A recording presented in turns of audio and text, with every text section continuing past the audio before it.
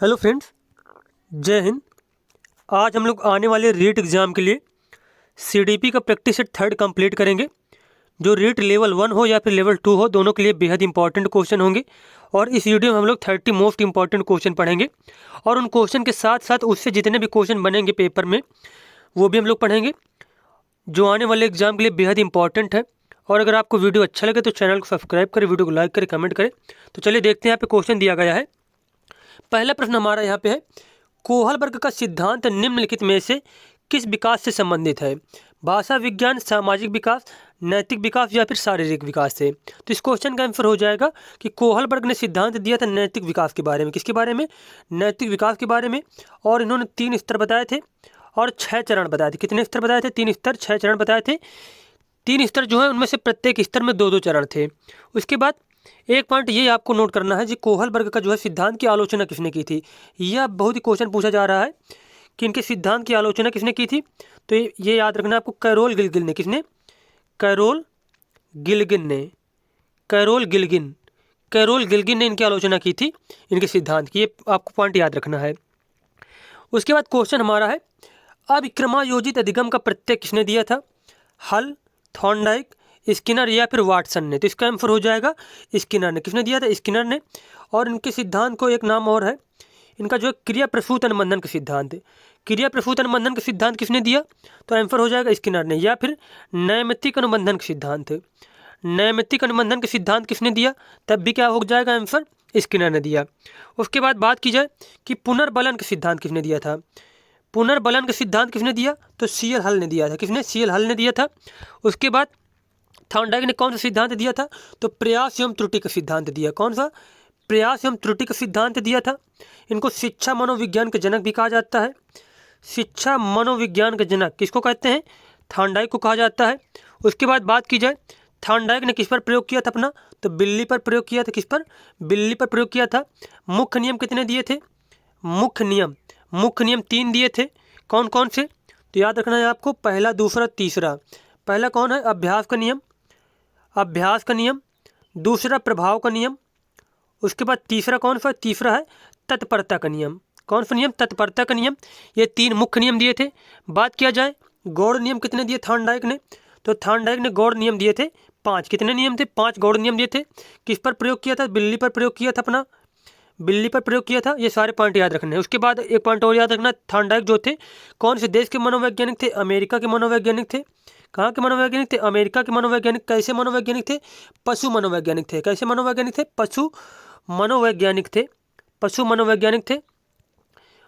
तो ये सारी चीज़ें आपको याद रखनी है। उसके बाद बात किया जाए वाटसन की, तो वाटसन को व्यवहारवाद का जनक कहा जाता है।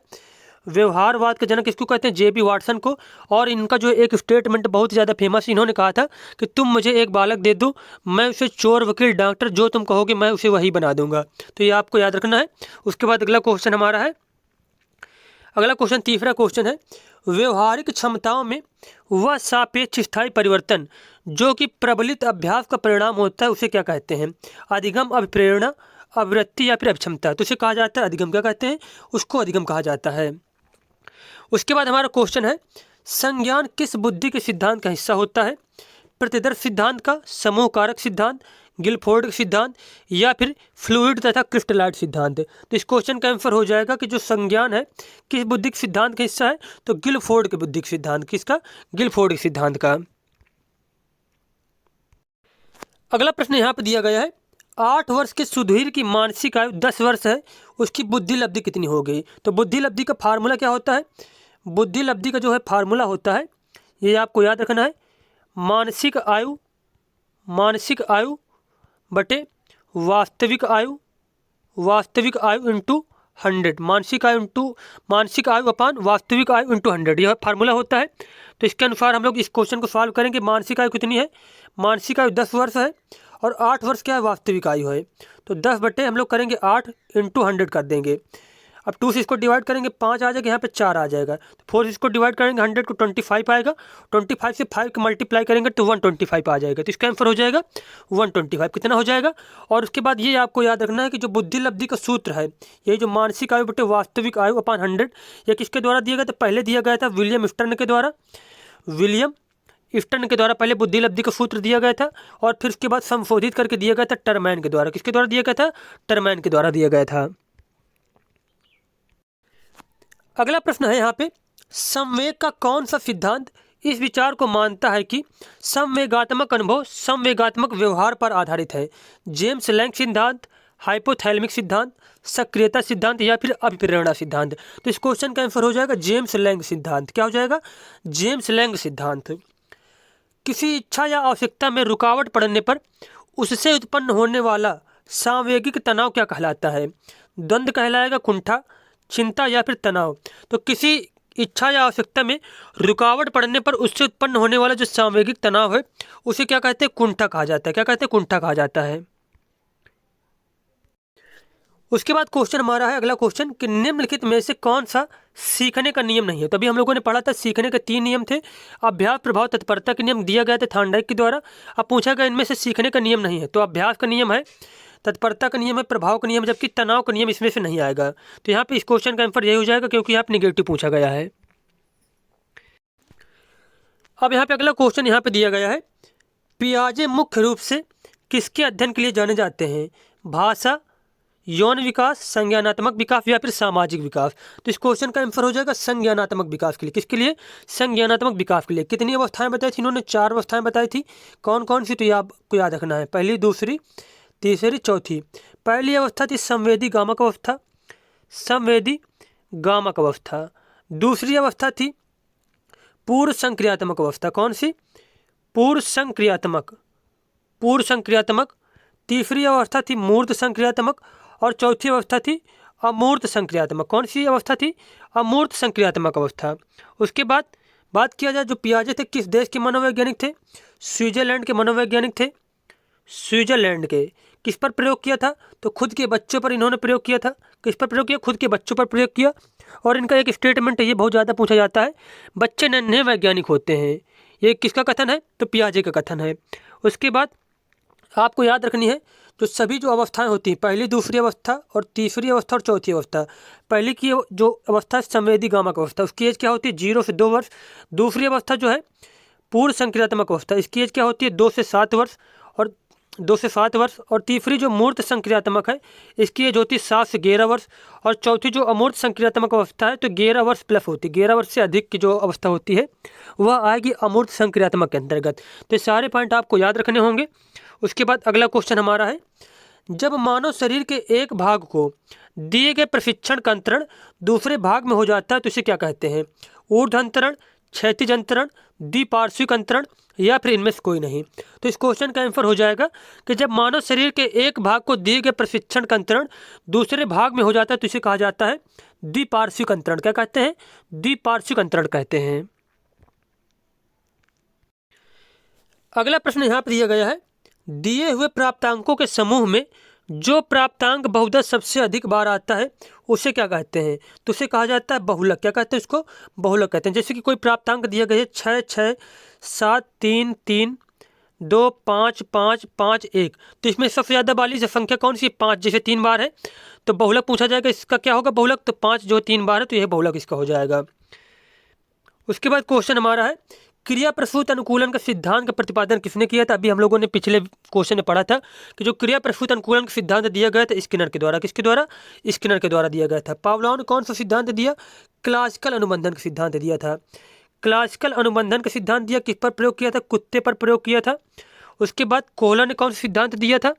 तो कोहलर ने दिया था सूझ का सिद्धांत। किसका? सूझ या फिर अंतर्दृष्टि का सिद्धांत दिया कोहलर ने। इन्होंने कहा था कि जो किसी समस्या को समाधान करने में जो है सूझ अचानक से आती है। अगला क्वेश्चन यहाँ पे है, अल्बर्ट बंडूरा निम्नलिखित में से किस सिद्धांत से संबंधित है? सामाजिक अधिगम सिद्धांत, व्यवहारात्मक सिद्धांत, विकास का संज्ञानात्मक सिद्धांत, विकास का मनोसामाजिक सिद्धांत? तो इसका आंसर हो जाएगा ये संबंधित सामाजिक अधिगम सिद्धांत से। किससे? सामाजिक अधिगम सिद्धांत से। और विकास को जो मनोसामाजिक सिद्धांत यह दिया गया था एरिक एरिक्सन के द्वारा। किसके द्वारा? एरिक एरिक्सन के द्वारा दिया गया था, ये आपको याद रखना, एरिक एरिक्सन के द्वारा। और संज्ञानात्मक विकास सिद्धांत पियाजे के द्वारा, अभी हम लोगों ने पढ़ ही लिया है। उसके बाद नेक्स्ट क्वेश्चन हमारा है कि मानसिक आयु का प्रत्यय किसने दिया था? मानसिक आयु का प्रत्यय किसने दिया था? इसका आंसर हो जाएगा बिने साइमन ने। किसने? बिने और साइमन ने। अगला क्वेश्चन हमारा है, टर्मन के अनुसार 90 से 100 बुद्धि लब्धि वाला बालक माना जाता है। तो इसका आंसर हो जाए कि 90 से 100 के बीच में अगर बुद्धि लब्धि किसी की होती है तो सामान्य बुद्धि के अंतर्गत आता है। किसके अंतर्गत? सामान्य बुद्धि के अंतर्गत। और 71 से कम है, अगर 71 से कम अगर उसकी बुद्धि लब्धि तो जड़ बुद्धि के अंतर्गत आएगा। कैसा बालक होगा? वह जड़ बुद्धि वाला बालक होगा। और बात किया जाए कि प्रतिभाशाली बालक कौन सा होता है, तो 130 प्लस जिसकी बुद्धि लब्धि है, IQ लेवल जिसका 130 प्लस है, तो वह प्रतिभाशाली के अंतर्गत आता है। उसके बाद क्वेश्चन हमारा दिया गया यहाँ पे, अब यहाँ पे क्वेश्चन दिया गया है, सीखने से संबंध प्रतिक्रिया सिद्धांत में पावलोव ने प्रयोग किया था किस पर? तो इसका आंसर हो जाएगा कुत्ते पर। किस पर किया था प्रयोग? कुत्ते पर प्रयोग किया था। सूझ द्वारा सीखने के सिद्धांत प्रतिपादन किसने किया? अभी हम लोगों ने पिछले वीडियो में पढ़ा था, और ये इसी वीडियो में हम लोगों ने पढ़ा है पिछले क्वेश्चन में। तो किसने दिया था सूझ द्वारा सिद्धांत सीखने पर? कोहलर। सूझ द्वारा सीखने का सिद्धांत किसने दिया था? कोहलर ने। और एक गेस्टाल्टवाद के समर्थक थे, ये भी आपको याद रखना, गेस्टाल्टवाद के समर्थक थे। किसके समर्थक थे? गेस्टाल्टवाद के समर्थक थे।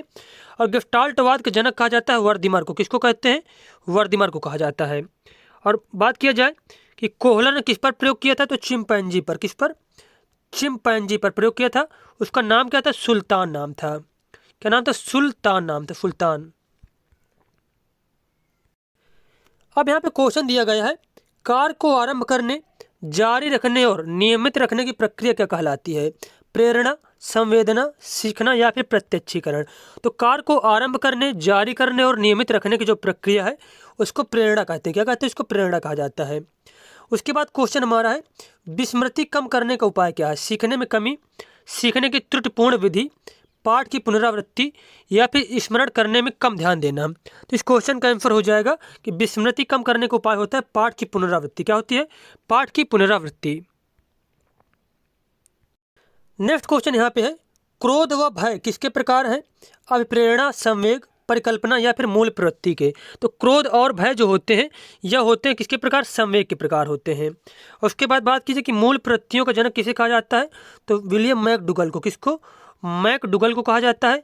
और इन्होंने जो कितने प्रकार की मूल प्रवृत्ति बताई थी? 14 प्रकार। कितने प्रकार की? 14 प्रकार की। उसके बाद क्वेश्चन है, दूसरे व्यक्ति के बाह्य व्यवहार की नकल क्या कहलाएगी? सीखना, अनुकरण, कल्पना या फिर चिंतन करना।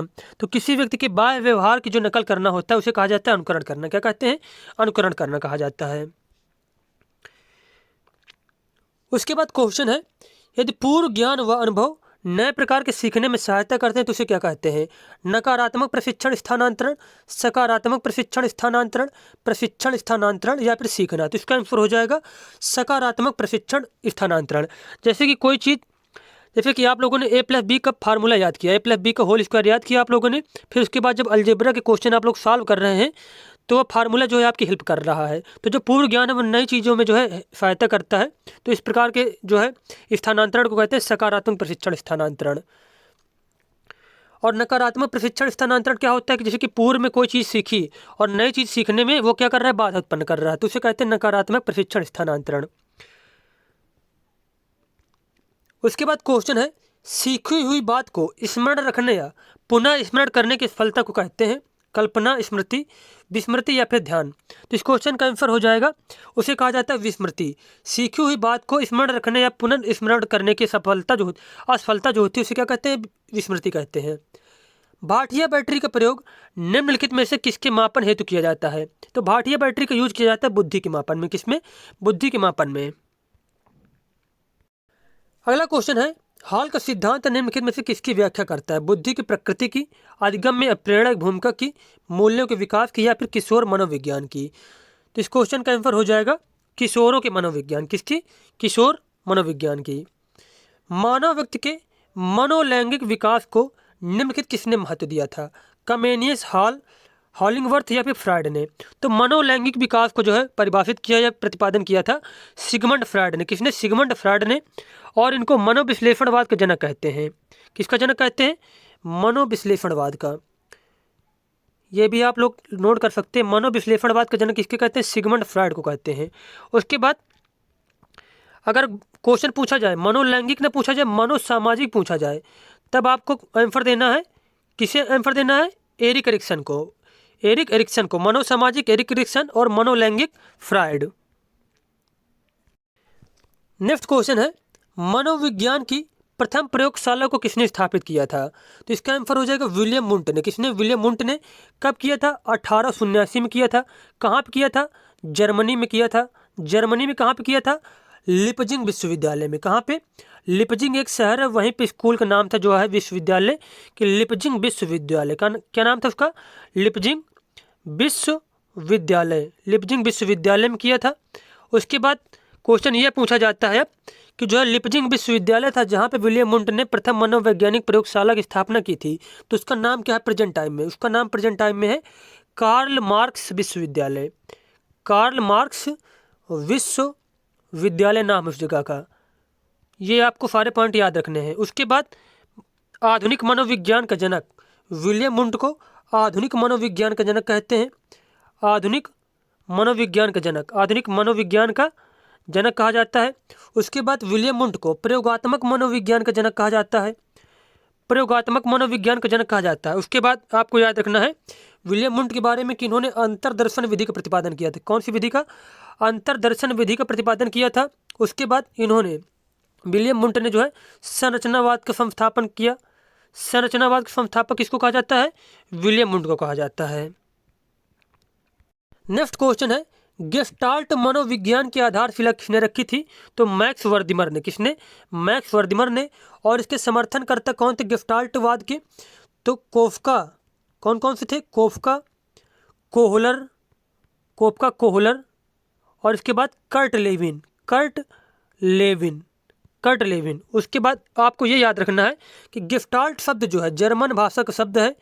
इसका मतलब क्या होता है? समग्र या फिर संपूर्ण। समग्र या फिर संपूर्ण। क्या होता है? समग्र या फिर संपूर्ण। नेक्स्ट क्वेश्चन है, संगणन सिद्धांत निम्नलिखित में से किससे संबंधित है? अधिगम से, अभिप्रेरणा से? तो इसका आंसर हो जाएगा यह सिर्फ संबंधित है स्मृति से। किससे संबंधित है? स्मृति से। नेक्स्ट क्वेश्चन और लास्ट क्वेश्चन हमारा है, क्षेत्र सिद्धांत निम्नलिखित में से किस वर्ग का योगदान है? व्यवहारवादियों का, संरचनावादियों का, मनोविश्लेषकों का या फिर गेस्टाल्टवादियों का? तो क्षेत्र सिद्धांत दिया गया था किसके द्वारा? तो गेस्टाल्टवादियों के द्वारा। किसके द्वारा? गेस्टाल्टवादियों द्वारा।